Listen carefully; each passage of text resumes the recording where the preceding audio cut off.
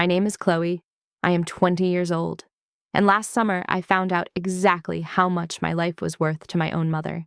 It wasn't love. It wasn't pride. It was exactly $8,150. That is the specific amount of money she collected from our family, our church, and even my old high school teachers for my funeral expenses.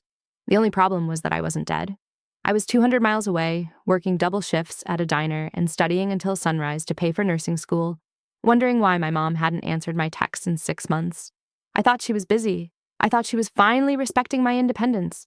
I didn't know that back home, she was telling the entire town I had burned to death in a tragic dorm fire. I didn't know she had turned my bedroom into a yoga studio. And I certainly didn't know she was selling paintings of me with angel wings for $500 a pop, calling it performance art about loss. Most mothers would cry tears of joy if their dead child walked through the front door, alive and healthy.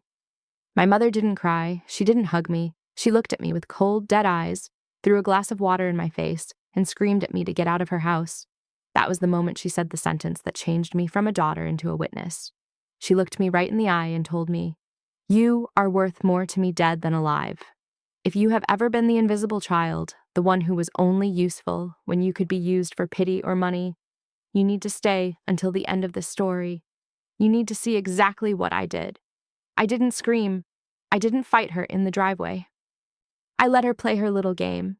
I let her organize her big art gallery opening at the local cafe. I waited until the room was full of grieving relatives and paying customers.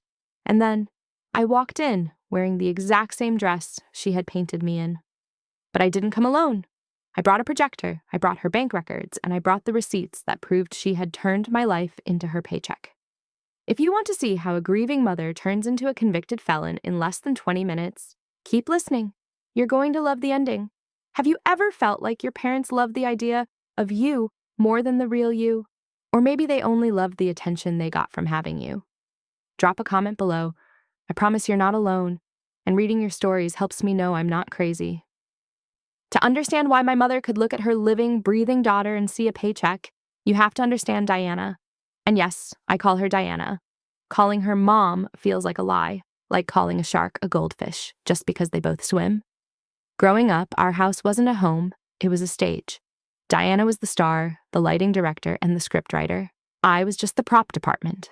She was always an artist, though she never actually sold anything. She dabbled in pottery, then watercolor, then interpretive dance. But her real medium was attention. She sculpted sympathy the way other people sculpt clay. I learned early, I must have been 7 or 8, that my feelings were inconvenient unless they served her narrative. I remember falling off the jungle gym at school and breaking my wrist. It hurt so bad I couldn't breathe.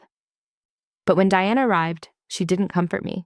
She burst into the nurse's office weeping, louder than I was, talking about how she couldn't handle seeing her baby in pain, how she was so traumatized by the sight of my cast.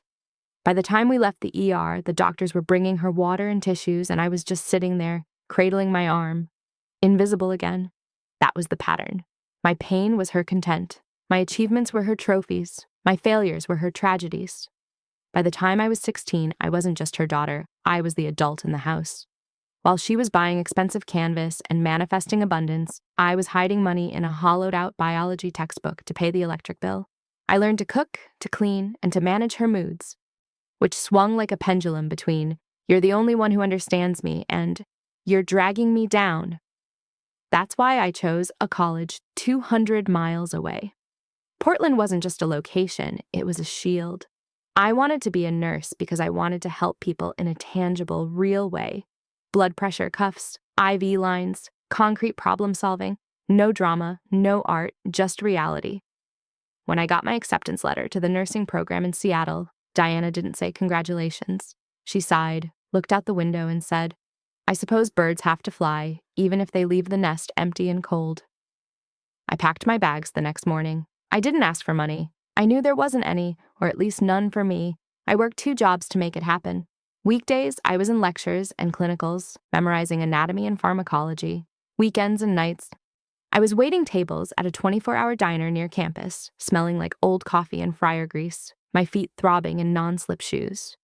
That first year away was the hardest and best year of my life. I was exhausted, broke, and lonely, but I was free.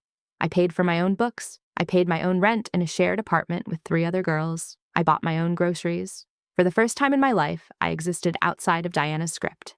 Then about 6 months ago, the silence started. At first, I didn't even notice. My schedule was brutal. Junior year clinical rotations are no joke. I'd send a text, "Passed my farm exam," or "Working a double this weekend, love you." Usually she'd reply with something vague or passive-aggressive. "Nice," or "Must be nice to be so busy you forget your mother." But then nothing. I'd see the read receipt, but no reply. A week went by, then a month. I told myself she was just in a mood. Diana did this sometimes. The silent treatment was one of her favorite punishments. If I didn't give her enough supply, she'd cut me off until I came crawling back, begging for forgiveness for some imaginary crime. "She's probably dating someone new," I told my roommate, Sarah, as I heated up instant ramen at 2 a.m. "Or she's into a new art phase and needs total concentration." "Are you sure?" Sarah asked, looking at my phone sitting silently on the table. "Should you call the police for a welfare check?" "No," I laughed. It sounds bitter now, but I actually laughed. If something was wrong with Diana, the world would know. She'd send up a flare. She'd hire a skywriter. I didn't know how right and how wrong I was. The silence stretched into 3 months. Then 4. I kept working. I picked up extra shifts to save for next semester's tuition. I was so proud of myself for handling it, for being the mature one who didn't need constant validation. I thought I was winning. I thought I was finally breaking the cycle. There were signs, though. Tiny cracks in the reality I thought I was living in. Around the 4th month of silence, I got a text from my Aunt Linda. Linda is Diana's older sister, a woman who collects porcelain cats and believes everything she reads on Facebook. We weren't close, but she usually sent me a card with $5 for my birthday. Her text said, "Thinking of you, sweetie. You're at peace now. We miss you so much." I stared at the screen, frowning. "You're at peace now?" What a weird thing to say to a stressed-out nursing student. I assumed she meant she hoped I was finding peace amidst exams, or maybe she was drunk. It was 11 a.m. on a Tuesday, but with Linda you never knew. I texted back, "Thanks, Aunt Linda. Finals are killer, but I'm surviving. Hope you're well." She didn't reply. A few weeks later, I got a notification from an old high school teacher on LinkedIn. She viewed my profile, then immediately blocked me. I thought it was a glitch. Then the mail stopped coming from home. Usually I'd get the occasional forwarded letter or junk mail that went to my mom's address. It just ceased. I was working so hard to keep my head above water that I didn't have the energy to investigate. I was pulling 60-hour weeks between school and work. I was saving lives in my clinical rotations, learning how to insert catheters and track vitals. I was dealing with real life and death every day. I didn't have time for Diana's games. But by the time summer break rolled around, the silence was deafening. I hadn't spoken to my mother in 180 days. I had saved up enough gas money to drive the 200 miles home. I decided I would be the bigger person. I would drive down, surprise her, maybe take her to lunch. I'd show her my grades. I'd force her to see me, the real me, the successful me. I packed a bag for the weekend. I bought a bouquet of grocery store flowers. Lilies, her favorite. I imagined the scene. I'd unlock the door. She'd be shocked. She'd cry, because she always cried. And we'd finally talk. I pulled onto the highway, turning up the radio, feeling a mix of dread and hope. I had no idea that I wasn't driving home. I was driving into a cemetery where I was the ghost. I had no idea that while I was serving pancakes and studying anatomy, my mother had killed me off. I didn't know that my silence wasn't her ignoring me. It was her proof that I was gone. And I definitely didn't know that the text I sent Aunt Linda, "I'm surviving," had terrified her so much, she dropped her phone because she thought she was receiving a text from the afterlife. The drive took 4 hours. I remember the weather was perfect. One of those crisp Pacific Northwest early summer days where the sky is painfully blue. I listened to a true crime podcast the whole way down, which is ironic considering what I was driving into. I pulled into the driveway of the small yellow ranch house I grew up in around 2:04 p.m. Everything looked normal. The lawn was mowed. The hydrangeas were blooming. Diana's old Honda Civic was in the carport. I grabbed the flowers in my overnight bag. My heart was pounding a little, that familiar, walking on eggshells rhythm that every child of a narcissist knows by the sound of their own pulse. I walked up the front steps and slid my key into the lock. It didn't turn. I jiggled it. I pulled it out and tried again. Nothing. It was the same lock, but the key wouldn't budge. She changed the locks, I thought, annoyed but not surprised. Of course she did. I rang the doorbell. No answer. I knocked. Mom, it's Chloe. Open up. My key isn't working. Still nothing. But I could hear music inside, some floaty, Enya-style instrumental track. I walked around to the back. The sliding glass door to the patio was usually unlocked because the latch was broken. I tried it. It slid open with a heavy rumble. Mom? I called out, stepping into the living room. The house smelled different. Not like the usual stale coffee and vanilla candles. It smelled like sage and expensive essential oils. The furniture had been rearranged. Mom. I walked down the hallway toward my bedroom. The door was open. I froze in the doorway. My bed was gone. My dresser was gone. My posters, my books, the little collection of snow globes I'd had since I was 5, all gone. The room had been painted a pale, calming lavender. The floor was covered in bamboo mats. There were mirrors on one wall and a small altar in the corner with crystals, candles, and a picture of me. It was my high school graduation photo, framed in silver, with a black ribbon draped across the corner. My stomach dropped. I felt that physical lurch you get when you miss a step on the stairs. I walked over to the photo. Next to it was a printed card. In loving memory of Chloe, 2002-2022. Fly high, Angel. I couldn't process it. My brain just stuttered. 2022? That was 6 months ago. What are you doing here? The voice was a scream, sharp and terrified. I spun around. Diana was standing in the hallway doorway. She was wearing white linen pants and a flowing tunic I'd never seen before. She looked healthy? Glowing, actually. Her hair was done. She looked like a woman who had found peace. Until she saw me. Her face wasn't shocked in a happy way. It was contorted in pure, unadulterated horror. Not the horror of seeing a ghost. The horror of seeing a mistake. Mom? I took a step forward, holding out the wilted flowers I was still clutching. Mom, it's me. Why is there a memorial? Get out! She shrieked. She lunged forward, grabbed a glass of water sitting on a hallway table, and hurled it at me. The water hit me in the chest, cold and shocking. The glass shattered against the wall behind me. You're not real, she screamed, backing away. You're a demon. I released you. I released your spirit. Mom, stop it. It's Chloe. I'm not dead. I stepped over the broken glass. Why does my picture have a black ribbon on it? Why is my room a gym? It's a sanctuary, she yelled, her eyes wide and manic. It's my healing space. How dare you come here? How dare you ruin my healing? She wasn't making sense. I thought she was having a psychotic break. I tried to use my nursing voice, calm, firm, de-escalating.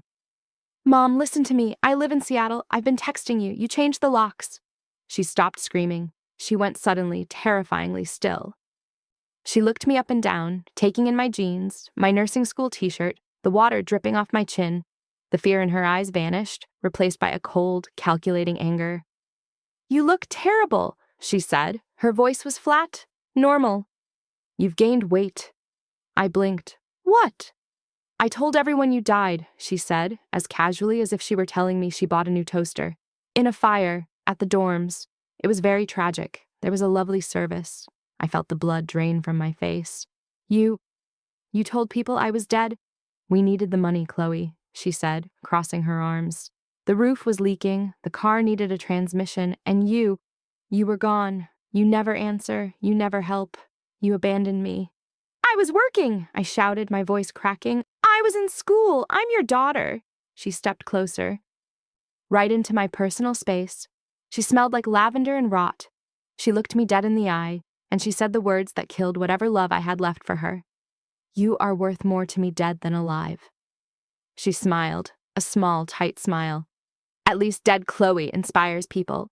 Living Chloe just takes up space. Now get out of my house before I call the police and tell them an intruder is attacking a grieving mother. I ran. I didn't want to, but my body took over. I ran out the back door, around to the driveway, and scrambled into my car. As I was backing out, my Aunt Linda pulled into the driveway. She saw me. She saw me through the windshield.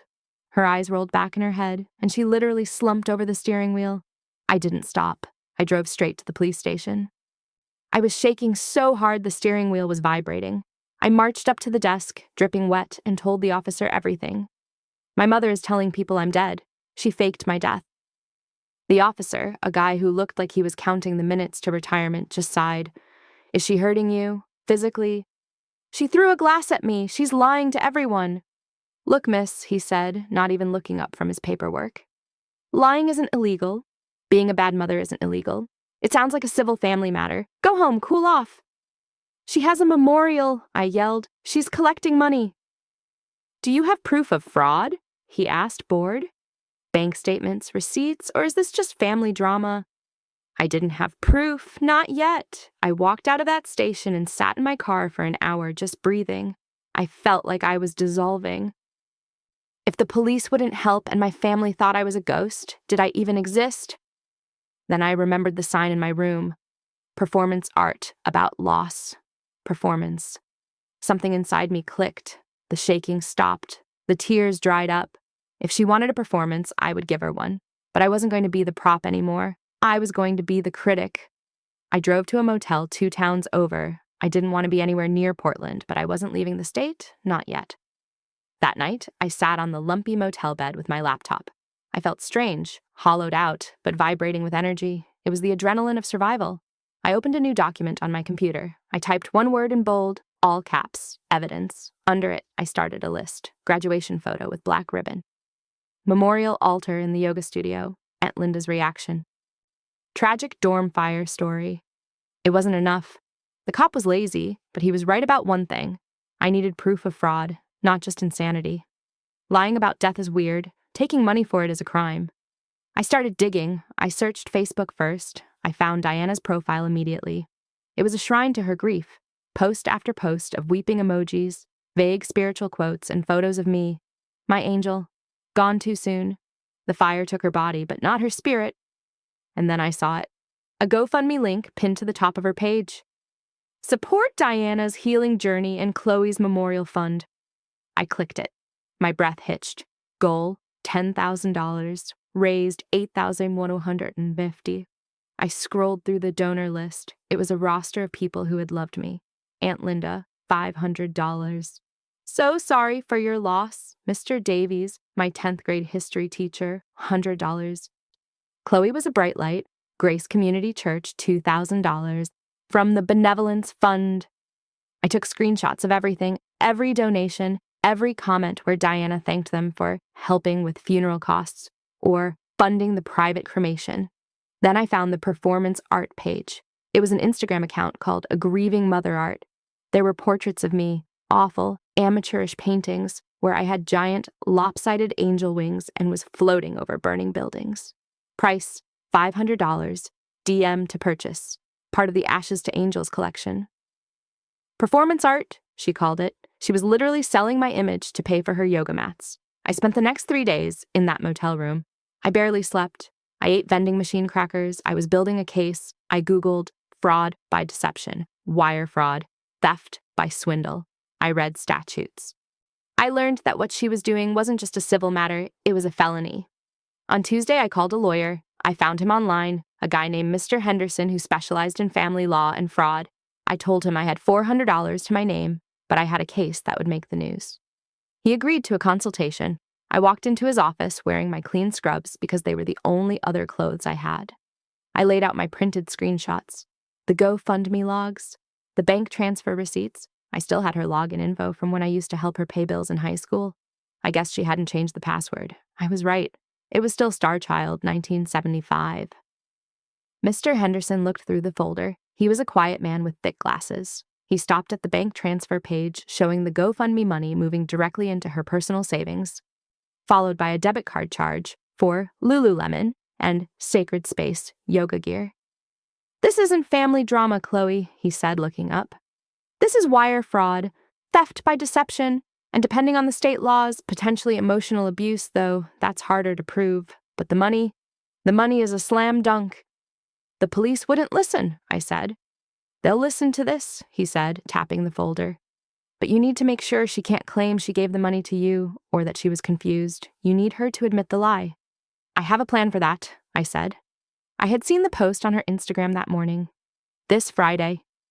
From Flames to Flight, an exclusive gallery showing of the Ashes to Angels collection, 7:00 p.m. at the Bean and Leaf Cafe. Come celebrate Chloe's spirit, wine and cheese served. She was hosting a party. To sell paintings of my dead body, to the people she had lied to. I'm going to go, I told Mr. Henderson. Chloe, he warned, confrontations can be dangerous.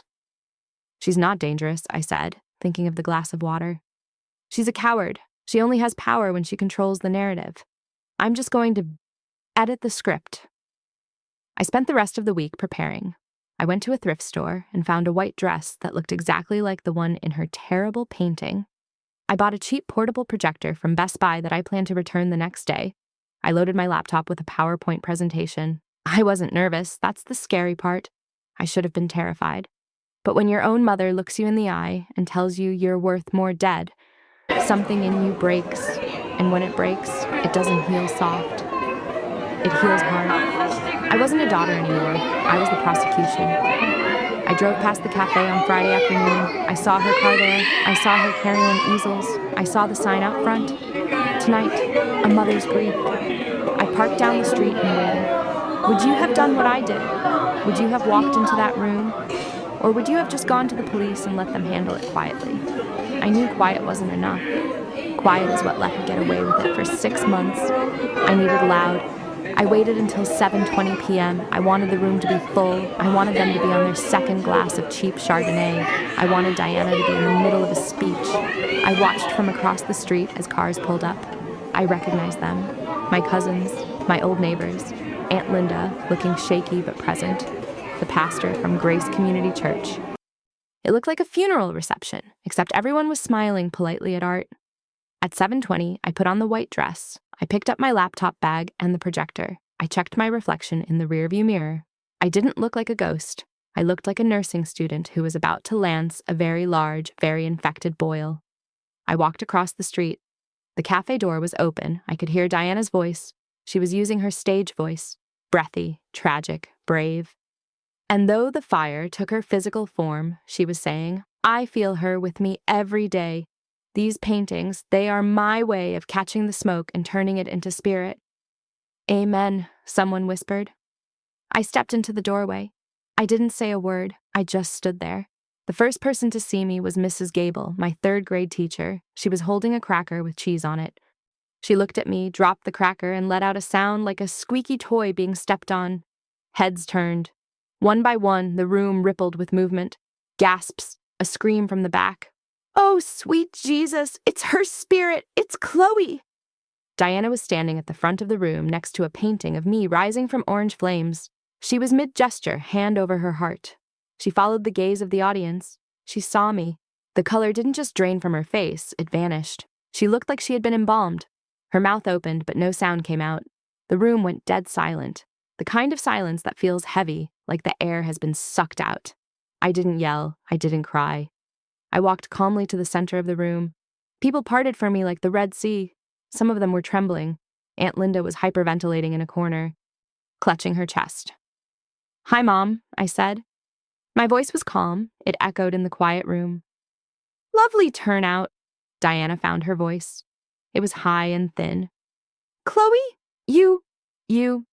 She looked at the crowd. She had a split second to decide. Admit the lie or double down. She doubled down.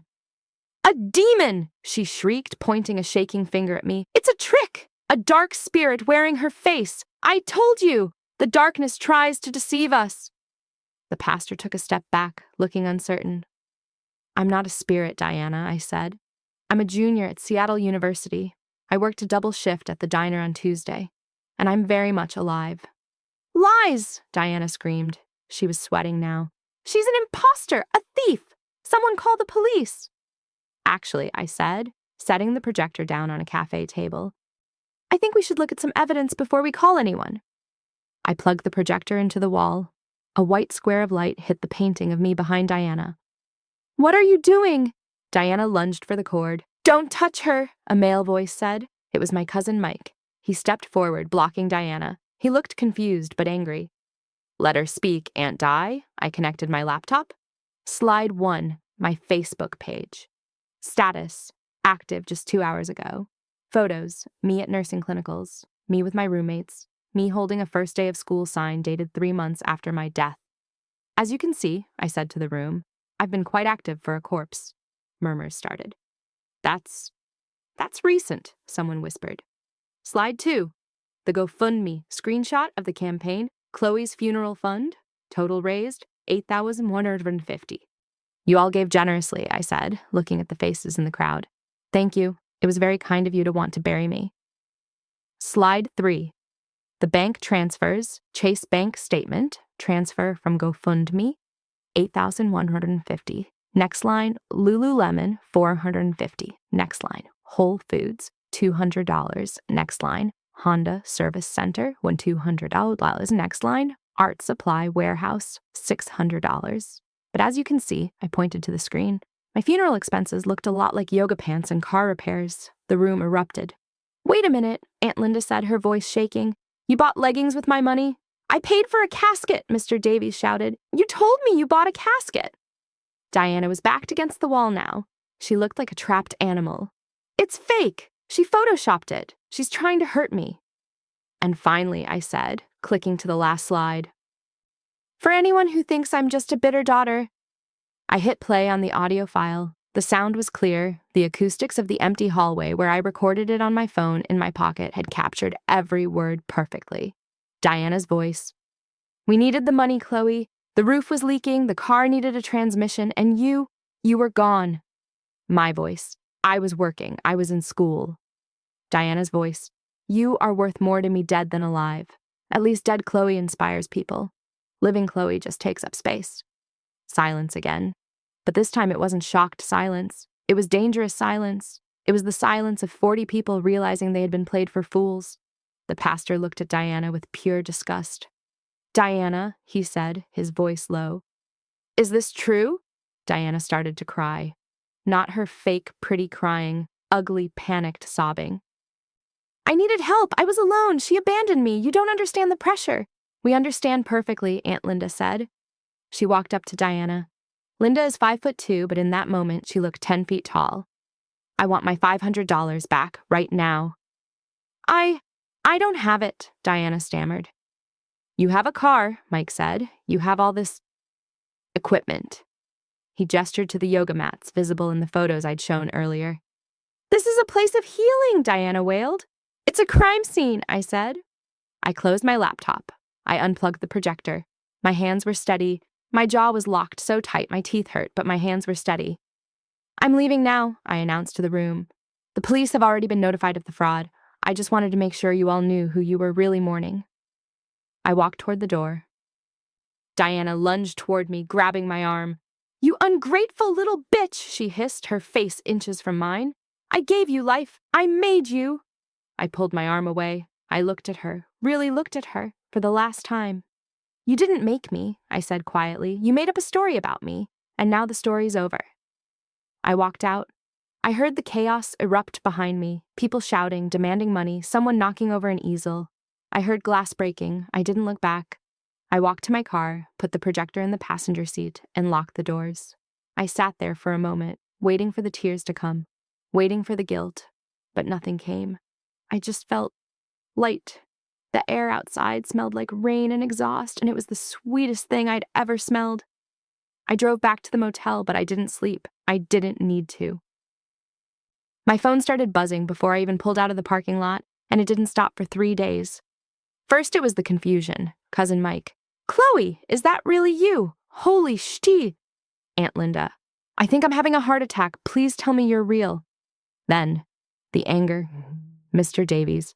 I am contacting the police immediately. This is despicable.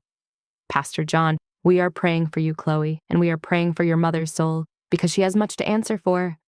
Then, the panic. Diana started texting me around 9 p.m., 70 messages, 80, 95. Her tone shifted so fast it gave me whiplash. Message 1. How could you do this to me in public? Message 12. They're threatening to sue me, Chloe. Linda is screaming at me. Message 25. Please tell them it was a misunderstanding. Tell them I was confused with grief. I'll pay you. I'll give you half the money. Message 48. Answer me, you ungrateful brat. Message 62. The police are here. Chloe, pick up. Tell them it's a joke. Tell them it's performance art. I didn't reply to a single one. I set my phone face down on the nightstand and watched Law & Order reruns. I felt a strange, cold distance from it all. It was like watching a storm on radar. I knew it was destructive, but I wasn't in the rain anymore. The consequences came in waves, methodical and brutal. First came the financial collapse. The next morning, Aunt Linda didn't just demand her $500 back. She rallied the troops. She created a group chat called The Truth About Diana and added every single family member, neighbor, and churchgoer she knew. She posted screenshots of my funeral expenses next to pictures of Diana's new yoga equipment. She did the math. She was ruthless. She took $50 from my fixed income, Linda wrote. She took $100 from old Mrs. Gable. She stole from the benevolence fund. We want it all back. By Monday, Diana had sold her car. It wasn't enough. By Wednesday, a for sale sign appeared on her precious yoga studio equipment. By Friday, she had listed the house. Then came the legal hammer. This time, the police couldn't say it was a civil matter. When 25 people file fraud reports in the same week, it becomes a criminal matter very quickly. Mr. Henderson, my lawyer, called me on Tuesday. The district attorney is interested, he said, sounding almost giddy. Wire fraud is a federal offense, Chloe. But since the amounts are under a certain threshold per person, they're bundling it as theft by deception and scheming to defraud. It's a felony. Diana was arrested on a Thursday morning. My cousin Mike sent me the video from his Ring camera across the street. It was satisfying in a way I can't explain. No drama, no performance, just two officers walking her out in handcuffs. She wasn't wearing her flowing white tunic. She was wearing sweatpants and an old t-shirt. She looked small. She looked ordinary. Then came the social media turn. This was the part I hadn't expected to enjoy, but I did. The memorial page she had created for me. It turned into a crime scene evidence board. People stopped posting "Fly High Angel" and started posting "Where is my money, Diana?" The Grieving Mother Art Instagram was flooded with comments. Is this the painting bought with stolen money? Performance art about fraud. Fake grief. Someone even found the Ashes to Angels paintings listed on eBay for $500 and reported every single one as fraudulent items. The account was banned within 24 hours. I stayed in town just long enough to give my official statement to the police. I handed over everything. The screenshots, the bank records, the audio recording. The detective who interviewed me wasn't the bored guy from the front desk. She was a serious woman with kind eyes. She listened to the recording of Diana saying, "You're worth more to me dead." And she actually paused the tape.